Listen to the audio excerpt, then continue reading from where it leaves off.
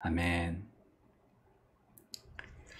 오늘 우리가 함께 나누실 하나님의 말씀은 요한복음 7장 25절에서 36절입니다. 여러분 각자 가지고 계신 성경책을 펴서 우리 함께 읽을 수 있으면 좋겠습니다. 요한복음 7장 25절에서 36절입니다.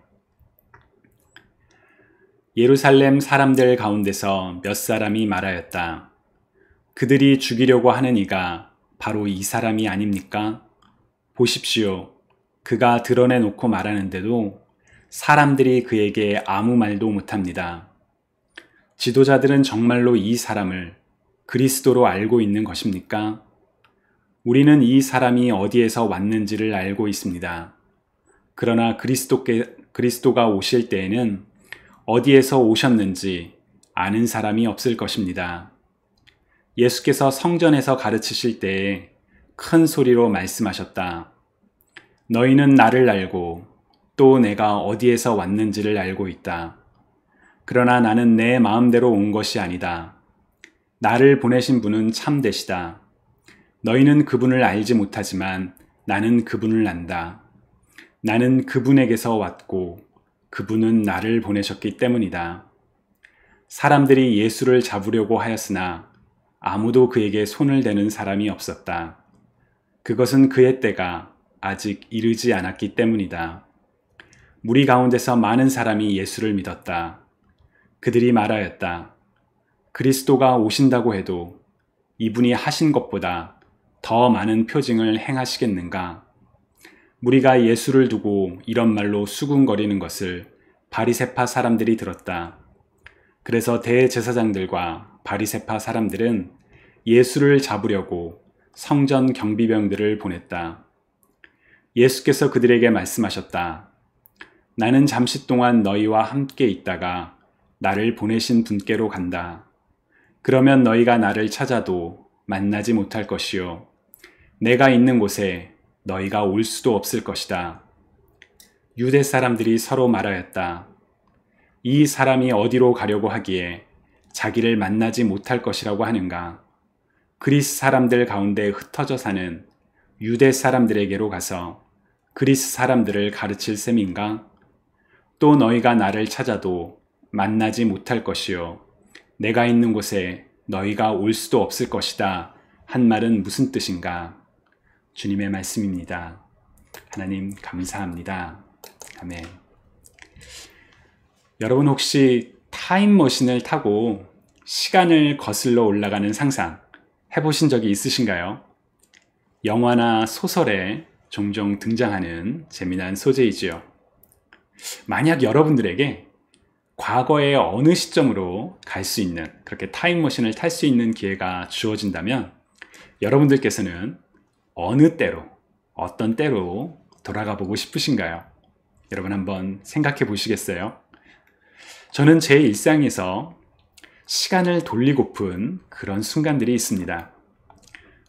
그러나 만약 정말 과거로 딱 한 번 돌아갈 수 있다면, 그 기회가 주어진다면 저는 예수님께서 이 땅에 오셨던 2000년 전 과거로 돌아가서 성육신하셨던 예수님을 만나고 싶다는 생각을 해본 적이 있습니다. 사실 이런 상상은 신앙적으로는 그렇게 건강한 생각은 아닐 수 있습니다. 하나님께서는 영이시기에 우리의 육신의 눈으로 볼 수 없는 것이 당연하고, 또 예수님의 약속처럼 지금 우리에게는 성령 하나님께서 함께하고 계시기 때문에, 또한 우리는 기도를 통해 오늘 우리의 삶에서 하나님과 친밀한 사귐을 나눌 수 있기 때문에 내가 눈으로 직접 예수님을 보아야만 하겠다라는 그런 신앙은 마치 도마가, 예수님의 제자였던 도마가 나는 내 손으로 그의 손에 있는 못자국을 보고 내 손가락을 그 못자국에 넣어보고 또 내 손을 그의 옆구리에 넣어보지 않고서는 믿지 못하겠소 라고 말하는 것과 같은 모습일 수도 있습니다. 그럼에도 이 땅에 성육신 하셨던 예수님을 만나고 그분의 곁에서 함께하며 말씀을 듣는다면 얼마나 좋을까라는 그런 상상을 해본 적이 있습니다. 우리는 언젠가 부활하신 예수님과 함께, 다시 오신 예수님과 함께 그런 감격을 누리고 나누는 날이 올 것입니다. 정말 생각만 해도 가슴이 두근거리는 그런 일이지요.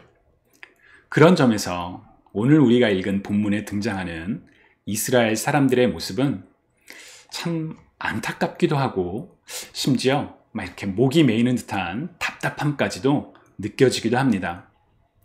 이들은 자신들의 눈앞에 메시아, 그리스도이신 예수님께서 지금 직접 말씀하고 계심에도 불구하고 그것을 깨닫지 못하고 있기 때문입니다.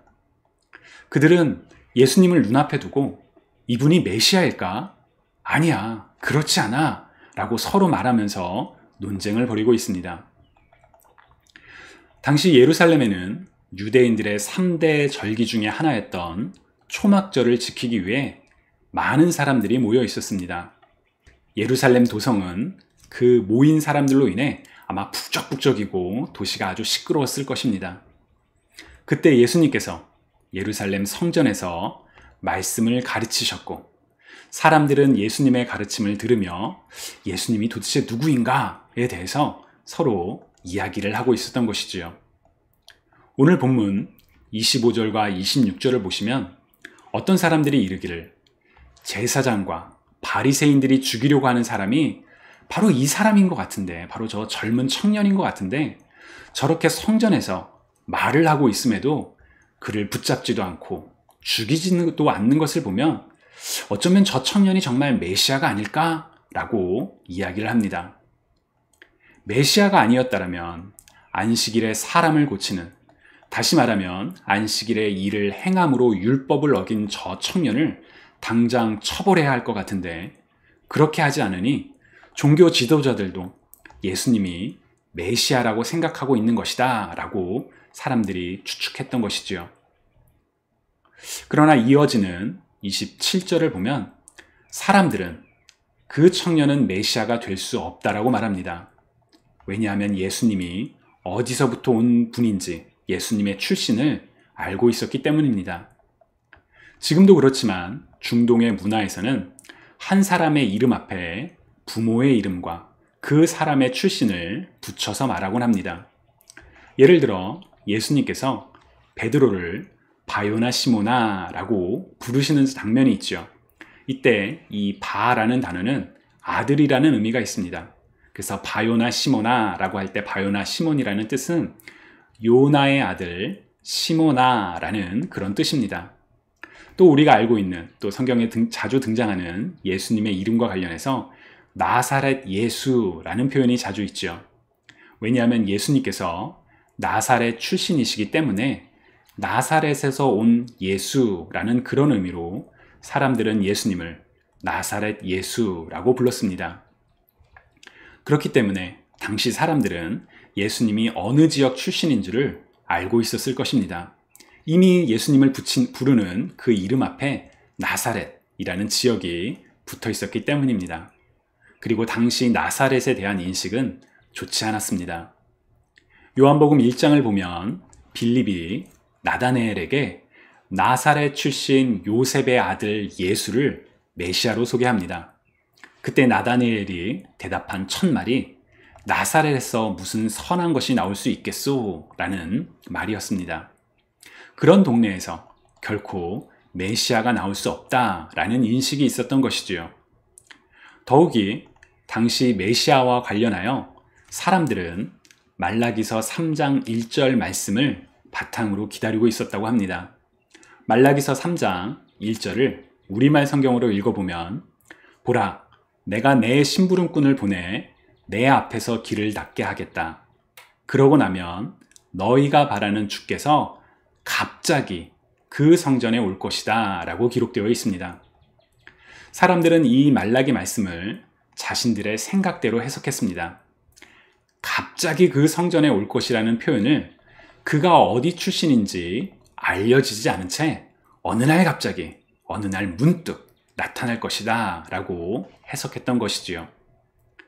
성경을 통해 하나님께서 우리에게 주시고자 하시는 말씀에 겸손히 귀를 기울이기보다는 어느 순간 어떤 하나의 해석이 진리인 것처럼, 그래서 그 해석을 성경보다 더 맞는 말인 것처럼 믿어버렸기 때문에 이제 이들은 메시아라면 그 출신 지역이 알려져서는 안 된다라고 오해하고 있었던 것입니다.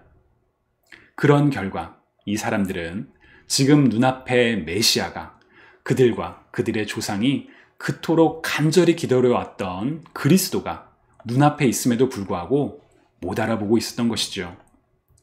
정말 답답하고 안타까운 일입니다. 우리도 이렇게 답답한데 정작 예수님은 얼마나 더 답답하셨을까요? 28절에서 예수님의 그 답답함이 묻어납니다. 28절을 보시면 예수께서 성전에서 가르치실 때에 큰 소리로 말씀하셨다라고 기록되어 있죠. 영어 성경에는 이 큰 소리로 말씀하셨다라는 표현을 cry out 이라는 표현으로 번역을 합니다. 아주 크게 소리치시면서 예수님께서 말씀하셨다는 것이죠. 예수님께서 뭐라고 말씀하고 계신가요? 너희는 나를 알고 또 내가 어디에서 왔는지를 알고 있다. 그런데 나는 내 마음대로 온 것이 아니다. 나를 보내신 분은 참되시다. 너희는 그분을 알지 못하지만 나는 그분을 안다. 나는 그분에게서 왔고 그분은 나를 보내셨기 때문이다. 아멘. 사람들은 예수님의 출신 지역, 지리적인 장소를 생각하며 그가 메시아다, 아니다 이렇게 갑로늘박을 합니다. 그러나 예수님께서는 그런 지리적인 장소가 중요한 것이 아니라 아버지 하나님께서 나를 보내셨다. 바로 예수님이 하늘로부터 오셨음을 분명하게 말씀하십니다. 여러분, 우리가 교회에서 이렇게 리트릿이나 이런 데 가면 단체로 스피드 낱말 맞추기 같은 게임할 때가 있죠. 그때 막 단어를 설명하는데 너무 못 맞히면 답답해서 확 입으로 정답이 막 나가는 그런 경험 해보신 적 있으신가요? 예수님께서 지금 정답을 메시아의 출신은 나사렛, 베들레헴 혹은 지역이 알려지지 않은 어떤 그런 지리적인 장소가 중요한 것이 아니라 하늘로부터의 기원, 곧 아버지 하나님께서 보내신 이가 메시아다라고 말씀해주고 계신 것입니다. 그러나 이어지는 구절을 보면 사람들은 예수님이 정답을 얘기해 주셨음에도 예수님이 누구인지 깨닫지 못하고 예수님을 경배하지 못하고 오히려 이 표현으로 예수님을 붙잡으려고 합니다. 신성모독이라고 생각한 것이지요. 그러나 성경은 아직 예수님의 때가 이르지 않았기에 손을 대는 자가 없었다라고 합니다. 저는 이 구절에서 하나님의 계획이 이루어져 가는 모습을 봅니다. 우리는 우리가 바라는 때에 일이 이루어지기를, 우리가 바라는 응답을 구하며 기도할 때가 있지요.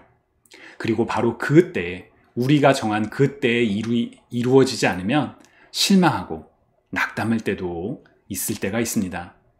그러나 사실 바로 그 순간조차도 하나님의 때가 이루어져 가는 과정임을 기억하실 수 있으면 좋겠습니다. 하나님의 때에 하나님의 일이 완성되기 위하여 차근차근 시간이 흘러가고 있는 것이지요.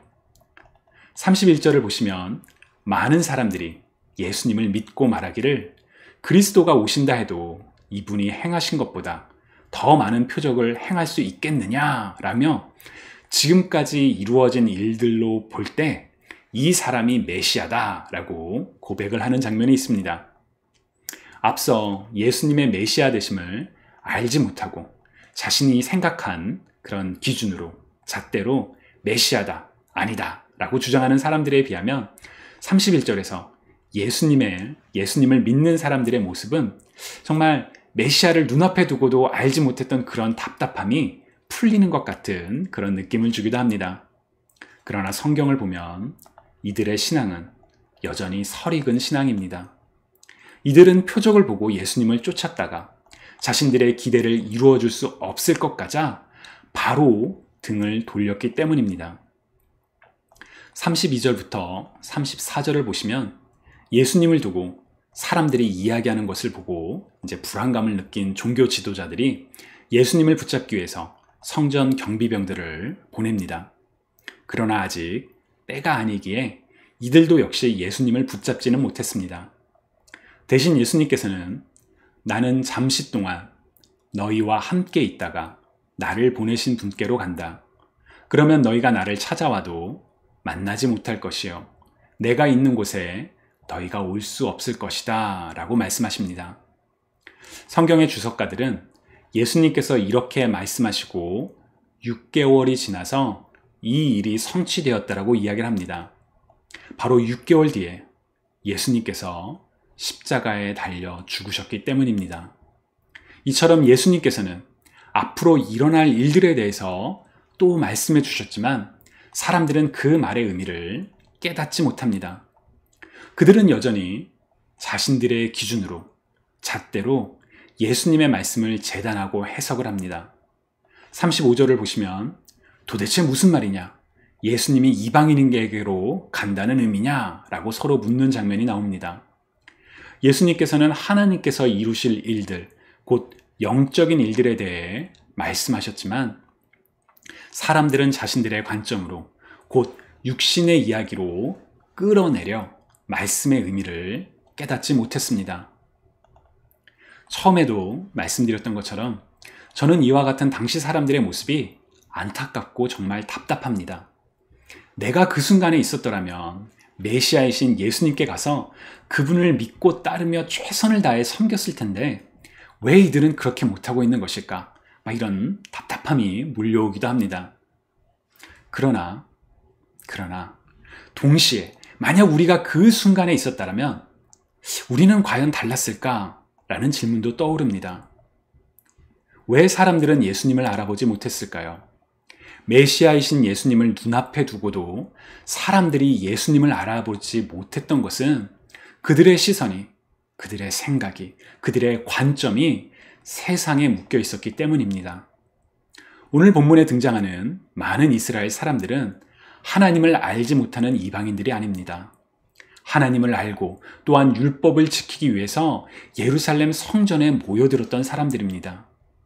우리로 말하면 이들은 정말 열심히 있는 그런 신앙인들이었습니다. 그럼에도 불구하고 이들은 예수님을 알아보지 못했습니다. 예수님께서 큰 소리로 진리를 선포하시는 바로 그 순간에도 여전히 자신들의 생각으로, 자신들의 관점으로 예수님을 받아들이고자 했습니다. 그래서 예수님을 깨닫지 못하고 눈앞에 두고 있음에도 불구하고 바라볼 수가 없었던 것이지요. 주님이 사랑하시는 성도 여러분, 우리들은 어떻습니까? 우리들도 혹시 우리의 삶이 바빠서, 우리의 삶이 힘들어서, 혹은 다른 어떤 일들로 하나님께서 계획하시고 인도하시며 행하시는 일들을 바라보지 못하고 세상적인 생각으로 물질과 육신에 묶여서 하나님을 못 보고 있을 때가 있지는 않은지요. 오늘 우리의 삶 속에서 하나님께서 새로운 일들을 행하고 계실 때에 혹시 우리는 우리가 알고 있는 과거의 지식에 선입견에 갇혀서 하나님의 놀라운 일들을 놓치고 있지는 않은지요. 마치 오늘 본문 속 이스라엘 사람들이 눈앞에 메시아를 두고도 자신들이 알던 내용을 기준으로 메시아를 부정하고 있는 것처럼 말이지요. 주님을 사랑하시는 성도 여러분, 하나님께서 행하시는 일들을 바라보실 수 있기를 축복합니다. 우리는 물질 세계에 살고 있기 때문에 영의 일들을 바라보는 것이 사실 쉽지 않습니다. 그렇게 우리는 매 삶의 순간마다 내 눈을 열어 주의 법이 얼마나 놀라운지 보게 해달라고 했던 시편 기자처럼 그렇게 기도하시는 저와 여러분이 되시기를 바랍니다. 또한 하나님의 말씀을 듣고 깨달으실 수 있기를 간절히 축복합니다. 메시아의 음성을 들었지만 그 말을 알지 못하여 다른 이야기를 하는 것이 아니라 말씀을 통해 오늘 우리를 향한 하나님을 알고 또 그 뜻대로 살아가는 저와 여러분이 되실 수 있기를 간절히 소망합니다. 주님께서는 마태복음 13장 16절에서 너희 눈은 지금 보고 있으니 복이 있으며 너희의 귀는 지금 듣고 있으니 복이 있도다 라고 말씀하셨습니다. 주님의 이 말씀이 오늘 우리를 향한 축복의 말씀이기를 소망합니다. 오늘 하루도 하나님의 은혜와 자비하신 인도 속에서 하나님께서 행하시는 일들을 바라보며 하나님의 음성을 들으며 하나님과 함께 동행하시며 그 깊은 사귐의 은혜를 경험하는 저와 여러분 모두가 되시기를 주님의 이름으로 간절히 축복합니다.